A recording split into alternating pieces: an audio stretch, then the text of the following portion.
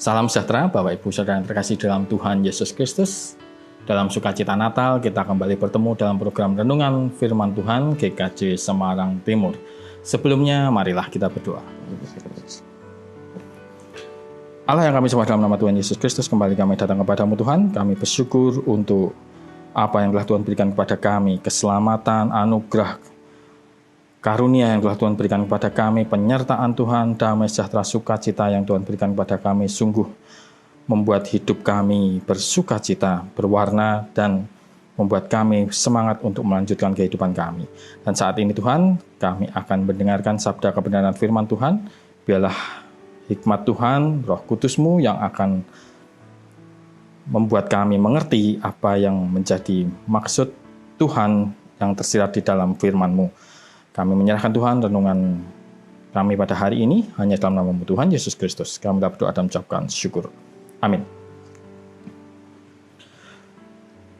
Renungan firman Tuhan hari ini diambil dari kitab Galatia 3 ayat 6-14. Galatia 3 ayat 6-14 yang demikian. Secara itu jugalah Abraham percaya kepada Allah, maka Allah memperhitungkan hal itu kepadanya sebagai kebenaran. Jadi kamu lihat bahwa mereka yang hidup dari iman, mereka itulah anak-anak Abraham. Dan kitab suci yang sebelumnya mengetahui bahwa Allah membenarkan orang-orang bukan Yahudi oleh karena iman, telah terlebih dahulu memberitakan Injil kepada Abraham. Olehmu segala bangsa akan diberkati. Jadi mereka yang hidup dari iman, merekalah yang diberkati bersama-sama dengan Abraham yang beriman itu. Karena semua orang yang hidup dari pekerjaan hukum Taurat berada di bawah kutuk. Sebab ada tertulis, terkutuklah orang yang tidak setia melakukan segala sesuatu yang tertulis dalam kitab hukum Taurat. Dan bahwa tidak ada orang yang dibenarkan di hadapan Allah karena melakukan hukum Taurat adalah jelas. Karena orang yang benar akan hidup oleh iman. Tetapi dasar hukum Taurat bukanlah iman, melainkan siapa yang melakukannya akan hidup karenanya. Kristus telah menebus kita dari kutuk hukum Taurat dengan jalan menjadi kutuk karena kita. Sebab ada tertulis, terkutuklah orang yang digantung pada kayu salib. Yesus Kristus telah membuat ini, supaya di dalam Dia berkat Abraham sampai kepada bangsa-bangsa lain, sehingga oleh iman kita menerima roh yang telah dijanjikan itu. Demikianlah firman Tuhan. Saudara-saudara yang terkasih dalam Tuhan Yesus Kristus, orang-orang Yahudi memiliki cara pandang tersendiri dalam hal keselamatan. Mereka berpandangan bahwa keselamatan hanya untuk orang-orang Yahudi. Hanya orang-orang Yahudi yang akan diselamatkan. Sedangkan orang-orang non-Yahudi, yang bukan Yahudi, adalah orang-orang yang tidak akan selamat dan diciptakan Allah nantinya hanya untuk menjadi bahan bakar api di neraka. Inilah yang mereka yakini. Maka dari itu, mereka percaya bahwa Mesias hanya datang untuk mereka, untuk menyelamatkan bangsa mereka saja. Bangsa Yahudi, bangsa lain tidak. Keyakinan ini diperkuat dengan janji kedatangan Mesias itu diberikan Allah kepada bapa-bapa mereka, Abraham, Ishak, Yakub, ya, bahwa juga kepada nabi-nabi mereka, nabi-nabi Yahudi, ya, Yesaya, Yeskiel, Daniel, Hosea, ya, semua itu nabi-nabi Yahudi. Jadi makin teballah keyakinan mereka bahwa keselamatan itu hanya untuk bangsa Yahudi, bukan untuk seluruh bangsa. Namun di dalam bacaan kita hari ini, pandangan tersebut ternyata tidaklah benar demikian. Di ayat 8 dijelaskan, dan kitab suci yang sebelumnya mengetahui bahwa Allah membenarkan orang-orang bukan Yahudi oleh karena iman, telah terlebih dahulu memberitakan Injil kepada Abraham. Olehmu segala bangsa akan diberkati. Allah membenarkan orang-orang bukan Yahudi oleh karena iman. Ya, ini jelas sekali menyatakan bahwa orang-orang bukan Yahudi pun memiliki kesempatan yang sama untuk dibenarkan, untuk diselamatkan Allah, termasuk kita. Dengan demikian, keselamatan bukanlah monopoli atau eksklusif milik orang Yahudi saja. Kita dan orang-orang bukan Yahudi lainnya itu dibenarkan Allah bukan karena faktor biologis, bukan karena genetik, bukan karena garis keturunan, tetapi kita dibenarkan karena iman, ya. Iman percaya kita kepada Yesus Kristus, percaya bahwa Yesuslah Tuhan dan juru selamat. Yohanes 3 ayat 16 pun dengan jelas menentang pandangan Yahudi ini. Karena begitu besar kasih Allah akan dunia ini, sehingga ia telah mengaruniakan anaknya yang tunggal, supaya setiap orang yang percaya kepadanya tidak binasa, melainkan beroleh hidup yang kekal. Di sini disebutkan kasih Allah akan dunia ini. Kasih Allah akan dunia tentunya menjadi terlalu sempit kalau diartikan hanya untuk orang-orang Yahudi saja. Ketika malaikat menyampaikan berita Natal kepada para gembala di padang, hari ini telah lahir bagimu juru selamat, yaitu Kristus Tuhan di kota Daud. Lukas 2 ayat 11. Berita ini menjadi kesukaan besar untuk seluruh bangsa. Di ayat sebelumnya, ayat 10, sudah dinyatakan dengan sesungguhnya aku memberitakan kepadamu kesukaan besar untuk seluruh bangsa. Kesukaan besar untuk seluruh bangsa. Seluruh bangsa artinya bukan hanya untuk bangsa tertentu. Dengan demikian, Yesus datang ke dunia menjadi juru selamat untuk seluruh bangsa, untuk dunia. Ya. Orang bukan Yahudi pun diselamatkan Allah. Diselamatkan karena imannya, jadi mereka yang hidup dari iman, merekalah yang diberkati bersama-sama dengan Abraham yang beriman. Itu ayat 9. Orang yang diselamatkan karena imannya, maka dia pun akan hidup oleh iman. Ayat 11, dan bahwa tidak ada orang yang dibenarkan di hadapan Allah karena melakukan hukum Taurat adalah jelas. Karena orang yang benar akan hidup oleh iman. Apa maksudnya? Kita dibenarkan Allah karena iman percaya kita, bukan karena hasil dari perbuatan kita. Selamat karena perbuatan itu pun diyakini oleh orang Yahudi. Mereka pun percaya bahwa selamat karena perbuatan. Mereka percaya bahwa Allah akan berkenan kepada mereka bila mereka melakukan hukum Taurat. Di mana mereka melakukan hukum Taurat itu secara ketat dan secara tepat. Maka dari itu, mereka menjaga betul-betul hidupnya agar jangan sampai menyimpang atau melanggar hukum Taurat.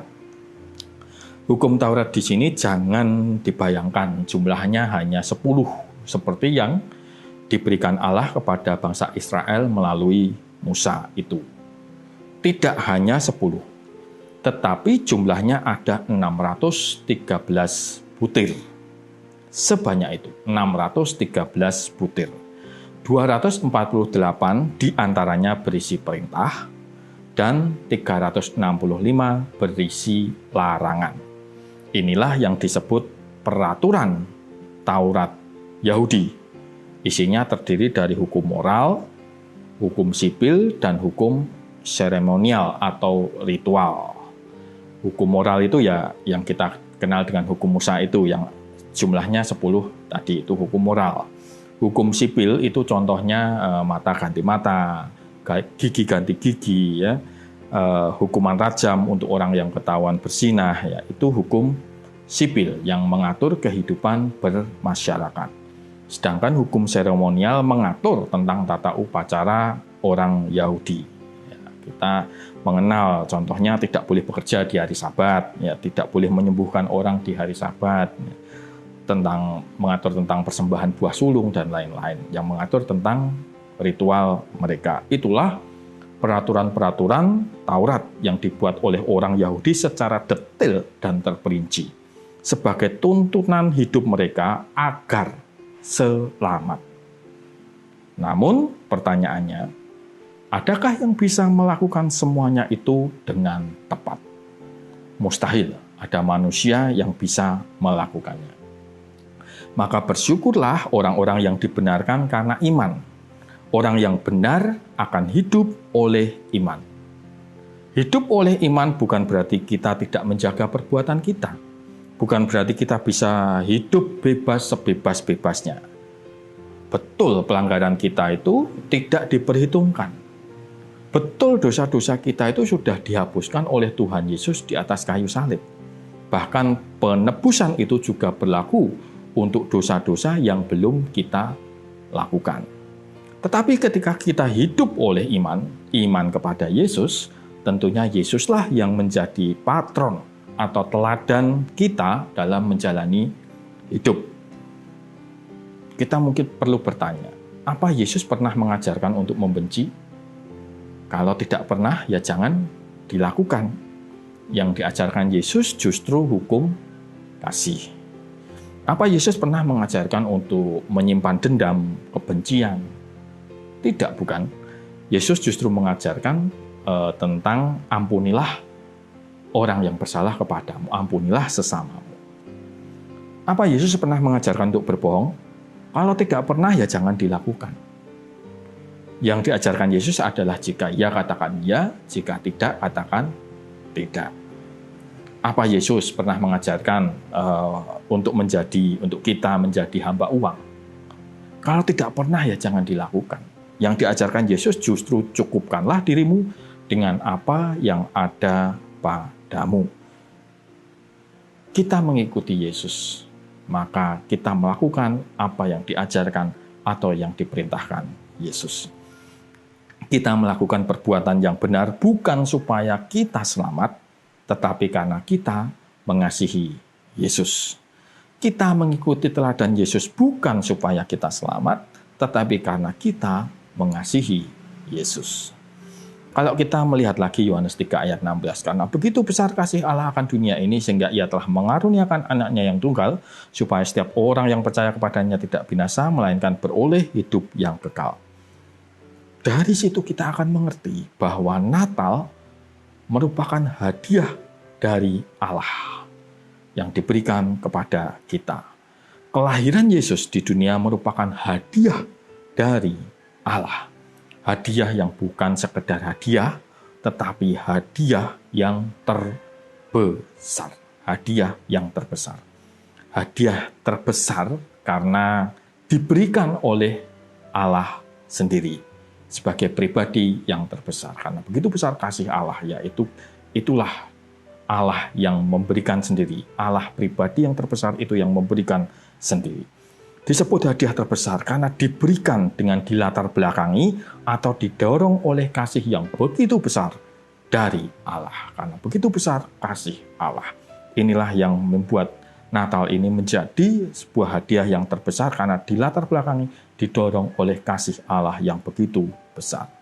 Disebut hadiah terbesar karena yang diberikan Allah adalah anaknya sendiri, putranya yang tunggal. Itulah mengapa disebut hadiah yang terbesar. Disebut pula hadiah terbesar karena diberikan untuk jumlah yang terbesar, yaitu diberikan untuk dunia. Untuk dunia, itulah hadiah yang terbesar. Dan yang terakhir, Natal disebut hadiah yang terbesar karena kalau diterima, si penerima akan memiliki sesuatu yang teramat besar nilainya, yaitu keselamatan atau hidup yang kekal. Bersyukurlah kita karena Yesus datang tidak untuk orang Yahudi saja, tidak untuk bangsa tertentu saja. Bersyukurlah kita karena Natal adalah kabar sukacita untuk segala bangsa, yang karenanya kita diselamatkan. Bersyukurlah kita karena kita dibenarkan bukan karena perbuatan kita, tetapi dibenarkan karena iman yang karenanya kita diselamatkan. Kita diselamatkan bukan karena kita baik, tetapi kita diselamatkan karena Allah baik. Amin. Mari kita berdoa. Tuhan, terima kasih untuk firman-Mu, untuk renungan kami yang telah kami terima, kami dengarkan. Biarlah apa yang kami terima saat ini betul-betul memberikan pencerahan, memberikan penghiburan, bahkan juga menegur kami. Biarlah hidup kami boleh dipenuhi firman-Mu dengan ungkapan syukur kami, oleh karena Tuhan telah memberikan karunia, hadiah yang terbesar kepada setiap kami dengan kelahiran Tuhan Yesus di dunia ini. Terima kasih Tuhan, kami menyerahkan doa ini hanya dalam nama Tuhan Yesus Kristus. Kami telah berdoa dan mengucapkan syukur. Amin. Demikian Bapak Ibu Saudara renungan kita pada hari ini. Selamat Natal, Tuhan Yesus memberkati. Amin.